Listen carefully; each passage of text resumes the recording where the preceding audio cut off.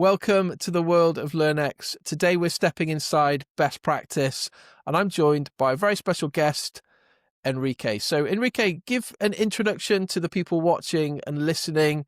Who are you? What is it you do? And what are you going to share over the next session that's going to be of interest for vets and vet teams? Absolutely. So hi everyone, I'm Enrique. I'm the founder of Vet Leads. We specialize in getting pet owners into vet practices using paid social. And yeah, I think we're going to have a good conversation talking about how independently owned vet practices can really maximize the use of social media and even dive into paid social on your own bat. So when we're talking about leads, we're not talking about the thing that, you hold that's attached to your dog. We're talking about new customers coming in to your business. So what got you into customer acquisition and marketing in the vet sector? How did you end up here? Yeah, absolutely. So, long story short, I've always been in marketing. That's kind of how I started my entrepreneurial journey. I've sold stuff on the internet, like Ace cards. I've worked in the investment property sector doing the marketing for that. But it actually all started when I bumped into a vet on the train up to Glasgow, who shared to me how he was really struggling to get new clients into his brand new vet practice. I kind of shared him some tips on how he can actually get better at getting pet owners into his vet practice, which led him to go, you know what, how about you just do it? How about you just do it for me? And you know what, I gave it a crack.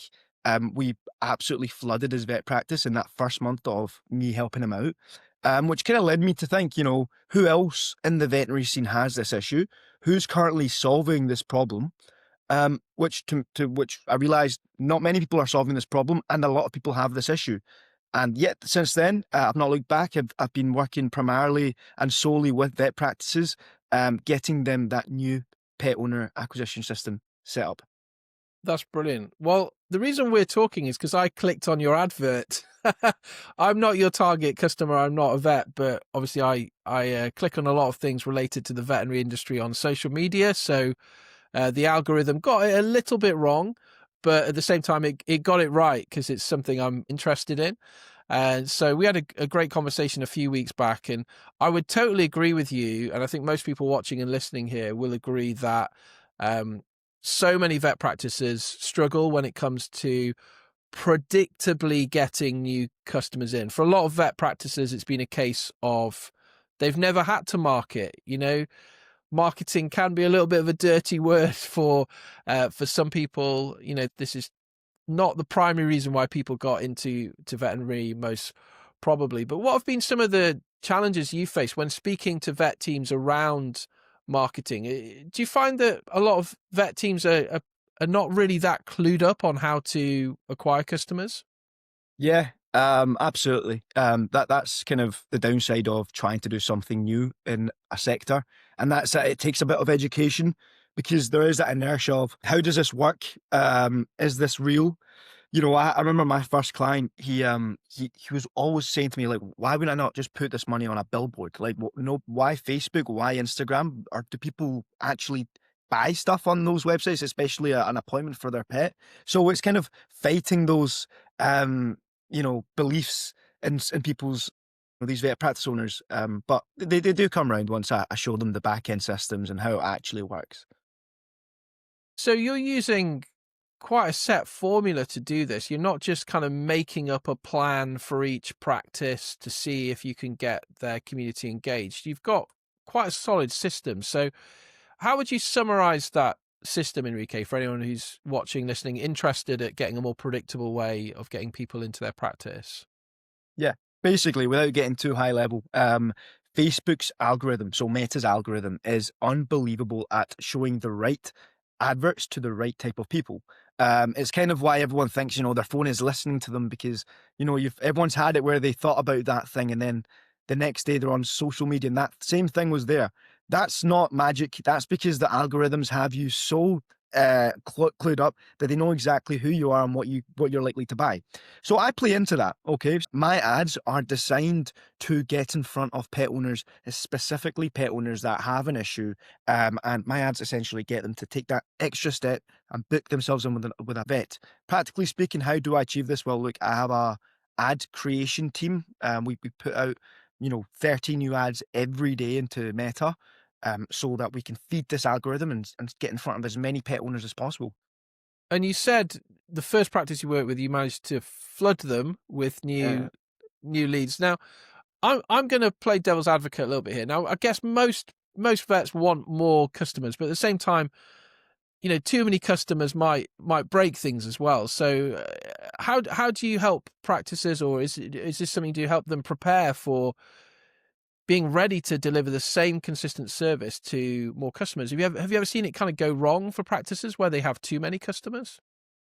Yeah, I have seen it where perhaps the customer service starts to drop slightly due to the fact that they're just trying to manage demand. So perhaps that 15-minute consultation that they promised, or 20-minute consultation, can feel rushed because they're just trying to catch up with the reception team. But in most cases, that's not really been an issue for myself. The clients I work with value the clients I bring them in, and they understand that they need to be valued and treated well. I guess that kind of feeds into the predictability. If you can get 10 new people through the door with their dogs and cats each week, that's great. If you have 100 next week unexpectedly, you're probably not going to be ready for that. So the key is probably predictability. So how does the service that you do, how does a solid marketing system help with predictability? Myself, vet leads, and the vet practice, or one of our clients, we work as a team. So, for example, we know their diaries. We know when they have blocked out those hours for the surgeries. We know when perhaps the lead vet is having a half day because they go pick up their daughter from school. So we understand everyone's diary to a pretty high level, and really work in accordance to that. So we try and fit those new clients that we bring in to their empty slots. We don't just randomly drop them in. It'd be chaos. So when it comes to targeting customers, we all get social media ads and they seem to prey on a number of different challenges, fears and insecurities that we have as consumers. Is often what gets us to take action. What do you think about the ethical dilemma of advertising through fear-based messaging? Is that something that you think, well, everyone's doing it, so that's what vets should be doing? Or is there something kind of, like a higher sense that you're appealing to people on with the kind of adverts that you're running? So sorry to drop you in the deep end here, Enrique, with some tough questions. How does ethics come into the way that you would do your marketing? Because I know a lot of the vets listening, they're going to care a lot about that side of things. No, absolutely, and it's definitely not about trying to exploit or take advantage of a pet owner that's perhaps in a vulnerable position. Um, yes, does the effective marketing correlate to hitting someone's dream desires or painful problems? Yes, if you can hit those issues or those dream desires, you will get a good result. That being said, when you're advertising on platforms like Facebook and Instagram, they are extremely regulated platforms. You're under a tight leash on what you can publish and what you can't. So to that is like it's all within the rules, and absolutely, I have a dog myself. I know what it feels like when your dog gets poorly. You don't want to take advantage of that at all. But I've never really seen that being an issue. It's just giving people a solution to a problem they have. It's the way I see it. Brilliant. So when it comes to marketing, why do you personally feel that so many vets struggle with marketing their practices? What are some of the challenges that they face? Not necessarily practically, maybe more emotionally, in terms of getting around to it, knowing what to do. What are your thoughts on why so many vets find it hard? Well, from what I've seen, a lot of the smaller clients that I've got, which the thing is, I work with independently owned vet practices. So what I come to see is that a lot of the owners are also the vets. Meaning these guys are super busy. Like they're the accountant, they are the managers, they are also the surgeons. So adding marketing to the plate is a big ask. And There's a lot of layers to marketing. It is an art. There is having to understand how to use the platforms, how to do media buying, content creation. It is difficult. So short answer is they don't have the time to do it, quite frankly. What kind of stuff could a practice do aside from paid advertising if they're wanting to grow their social media? What kind of things can they do with limited time? Do you get involved in advising on that side of things, or are you purely just working on the lead generation? Like how does a practice kind of build their brand and their standing in the community? One of the things I've kind of fallen into, which I didn't really expect when I got into this, is as a byproduct of me working with the biggest practices in the UK, some of the biggest names in the industry, I've actually been able to see what the best vet practices are doing.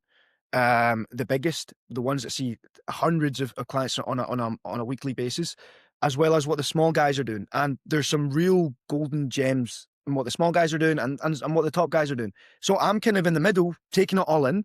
And when I speak to these vet practice owners, a lot of the time it kind of does turn into a consultation call, and we kind of diverge from just talking about marketing, and we're talking perhaps about how to upsell properly, or how to get that lifetime value out of the client. We very much fall into these topics. So you'll love this, Enrique, because I know it's your wheelhouse. But I've been with some vets that I work with on site over the past week, and I've been asking the question of, what is a dog worth each year in terms of how much does a customer spend on their dog on average each year?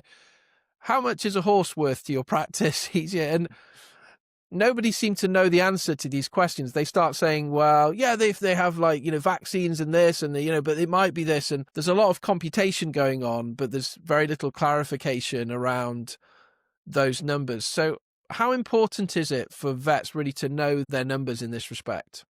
Understanding the value of what your customers is to your business is super important, because if you come to a business like mine where I'm just generating new clients and you just take what I give you at face value and you only look at day one returns, you're going to hold yourself back. You're going to be looking at this as a cost and not as an investment. So for you to be able to make projections on what your return on investment is going to be, you need to understand the value. So, I've had a set of different numbers across different clients of what they say a pet owner's worth to them. And that's fine that there's different numbers. If anything, that to me tells me that they've calculated it in their own way, and that's fine. So I think if your question is it important to have understanding of the value of your pet owners? Yes, it's super important. And I guess, like you say, if you don't understand the value of the pet owners, what they might spend, and you don't understand your margins, it's going to be quite scary marketing, because you don't know what the return on investment is going to be, and no one likes to spend money without any idea of what it's going to actually do and generate. So when it comes to understanding those numbers, do you have a formula or a template you share with people, or do you, like you say, do you just ask them to calculate it and try and work it out themselves? So I've obviously done my calculations. I know what it costs for myself to acquire a customer on Meta. Obviously, I'm a business as well. I need to make my own margins on that. And if I'm honest, one thing I have noticed every time I work with the bigger clients, they're quicker to take on what I offer, because they actually are the ones that understand the worth of these new client acquisitions more than anyone. Um, so yeah, I've done my calculations. I'm happy with what I charge. I'm not trying to um, push the limits. I think I charge a fair price. There's a bit of a challenge here, isn't there? Because the vets who are employed, they want to do a good job. They want to look after the animals, but maybe they don't have the time to do all the diagnostics and all the chat, that's needed. They don't want to push products to customers who they think, well, they might not need this. They're not salespeople. But then if there isn't that deep diagnosis and conversation, there isn't the provision for the animal, and the provision for the animal costs money. So there's all kinds of challenges. Do you feel like actually things are just a bit rushed within vet practices? Do you feel like things are a bit dysfunctional due to the nature of how things work, or do you feel there needs to be a lot of education for vets on really what the value is? And I don't know, this is a really long question I'm asking here, but do you think things are a little bit broken in the way things work within vet practices? sitting down and truly listening to what your customers' main issues are and what their fears and worries are, and taking that time and just really thinking, how can I help this person, will always get you better results than if you think, right, I've paid for a client, I need to get my ROI right now on this client. If you come in with that mentality, you have commission breath, okay?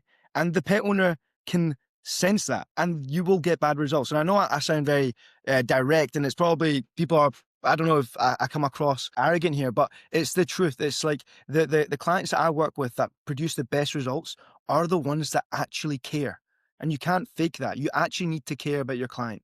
And they will want to come back to you. If I felt like someone I'm working with is not giving the highest level of care to the pet owners that I bring in, I have turned the campaigns off and refunded them the money. I'm not interested in working with vet practices that purely want to just upsell, upsell, upsell. Like, it needs to be high quality care, and the byproduct usually is an upsell. There's a big difference. There's a real challenge, I guess, for veterinary practitioners looking at what do you encourage your clients to do when it comes to looking after our animals. You know, how proactive are you in recommending the course of action that you think is the right thing to do? And obviously, you know, there's times where a client doesn't want to spend money on things, but you're actually, you know, this is really in the interest of the animal. You know, if I was a pet owner, I would I would certainly do this. This is the course of action I would take. It can be a really difficult balance for vets. It's not easy. There's a lot of difficult decisions to be made. When it comes to marketing a practice, Enrique, how important is it that, you know, your website is in order? How important is it that you have a presence on social media before running adverts? There's two types of marketing. There's the looking nice on social media and getting loads of likes, and then there's the other type, which is direct response marketing, which is an ad that comes up on your screen, and you just find yourself clicking the link, and you find yourself submitting your details. It's so quick, and you don't. There's no need for that backing. Yes, it does help, and if you can and you have the means to do it. But my style of marketing is get you to do a response right there in this moment. For example, yourself, you got in touch straight away when you saw my advert. I don't know if you done a lot of digging, but you got in contact. We had a call, and that's how it goes for a lot of the pet owners and the vet practice owners I work with. But if you were running an advert and then someone wants to check it out, they'll go and Google you or check you on social media. And if things aren't kind of looking tidy there, that might put them off, wouldn't it? Sure, no, it is important. I guess the point I'm making is, um, it's it's more important to get people to first of all be interested in you, and you only get that through direct response marketing. If when they start looking, they can see beneath the surface and see that organic content, absolutely, that's a massive plus. Absolutely. So tell us about some of the clients you've worked with then, Enrique. What things have worked for them? What are some of the takeaways that other vet practices might be able to glean from, you know, effectively bringing new people in and keeping them in the practice? What keeps a customer coming back? It's just level of care. Like, people's pets are the most important thing. Like, the amount of times we have people referring to their pets as their babies, like on our sales calls. If they go and meet someone who puts the pet at the same level as they do, they will automatically just bond with you way more. So I guess it goes back to my point again of just really care about the pet owner's needs, and you will get everything in return. But you need to give first. Good stuff. Good stuff. So if you were a vet practice owner, what kind of stuff would you be doing to get people through the door? What kind of things would you do to make sure you give that highest level of care? How would you run a practice if you were a vet turned business owner? Well, I would definitely get in contact with myself, if I could. But you'll be too busy. Um, You'll be too busy, Enrique, to get in touch with yourself. Look, I think vet practice owners find themselves on a goldmine of content. Like, some of the most viral content on the internet is animal related stuff. And you literally have, like, people pay thousands of pounds a year just to get the kind of viral content that walks to your doors organically. So that cute kitten that walks in, or the duck that the random stranger brought into your vet practice, utilize that, film it, create a short story. The duck came in with this issue, before and after. Oh my goodness, will you go viral? Like, it's I honestly think it's the easiest industry to do that. way easier than the dentistry scene. Utilize it. It's for free as well. Like, it costs you nothing. I think that's some great advice. I see a lot of vets, when they come out of their consults, they're sat in the staff room or in the office, and I think there's some minutes in the day. I might get a few kind of sighs and tuts when I say this, but I think there's a few minutes in the day for everyone in the team to be doing bits of content creation, telling the story of what's happening in the practice. I think it's a tall order. Getting your team to take on massive marketing projects, or you're going to be posting 7 days a week next week. That's going to be difficult for a vet with lots and lots of appointments. But we all have occasional missed appointments, that kind of thing, and I would always encourage vet teams to be proactive in telling their stories. So I think there's some good ideas there. So, Enrique, what kind of myths would you say are out there regarding paid advertising that you want to make sure people are actually really clear on? Because I've heard a lot of people say that paid ads are the era of Facebook ads is gone, and now we're on to AI, we're onto all sorts of different ways of marketing. But what are some of the myths that you would like to dispel when it comes to paid advertising? Because you're seeing it working right here and right now. The main myth that they have is that marketing is a thing that you throw at the wall and you don't really know what's going to come back. And that's absolutely not true. We At the end of the month with vet leads, we give you like the exact down to the penny return on investment on your marketing. It is like a tangible thing that you can see how well it's performed. So that's the main myth. It's that, oh, what am I paying for here? Like, sure, if you that can happen, but if you work with us where we generate you clients, like clients through your door, you can track it. So there is a big distinction, which I guess it'd be good for you to clarify, between paying a company to create content and put it on social media and paying a company to do direct response marketing. So could you clarify the differences? Because I was literally with a vet yesterday saying they've paid someone to do content marketing for social media and they don't know whether it's been useful or not. So what's the difference between content marketing and direct response marketing? Well, direct response marketing is paid. So you essentially pay for that content to be forcefully fed to the public, the UK public.